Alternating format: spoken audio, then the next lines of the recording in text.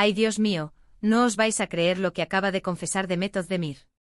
Por fin se ha sabido la verdad sobre esa confusión de identidad que nos traía a todos de cabeza. ¿Recordáis todo ese lío que hubo hace un tiempo? Pues parece que ella misma ha soltado la bomba y yo, obviamente, os lo cuento todo al detalle.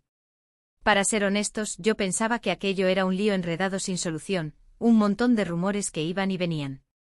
Pero no, parece que hay una razón mucho más profunda, algo que Demet guardaba bajo 7 llaves.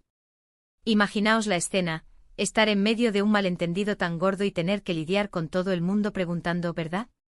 Pues ella lo ha vivido y ahora lo explica. Lo que yo creo que está pasando es que a veces, las cosas no son lo que parecen en la superficie. La gente ve una foto, escucha un comentario y ya se monta la película completa. Pero la realidad, amiguitos, suele ser mucho más compleja. Y parece que con Demet ha sido exactamente así.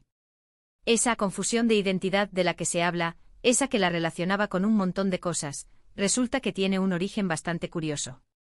Muchos dicen que fue un simple error de comunicación, que alguien se confundió de persona o de información. Pero yo sospecho algo más. ¿Y si Demet, en ese momento, estaba pasando por una etapa de querer probar cosas nuevas, de explorar facetas diferentes de sí misma?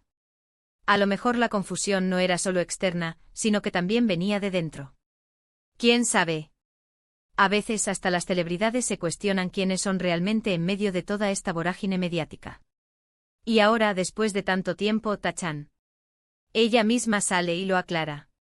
La verdad es que tiene un mérito tremendo porque no todo el mundo se atrevería a ser tan transparente. No es solo decir me equivoqué, es explicar el porqué, el que había detrás de esa situación tan rara. Y es ahí donde entra la parte jugosa del salseo, ¿no creéis? Pensad en ello, ¿cuántas veces nos ha pasado a nosotros mismos que intentamos ser alguien que no somos, o que nos confunden con otra persona por una tontería? Pues imaginaros eso con la presión de ser una estrella mundial.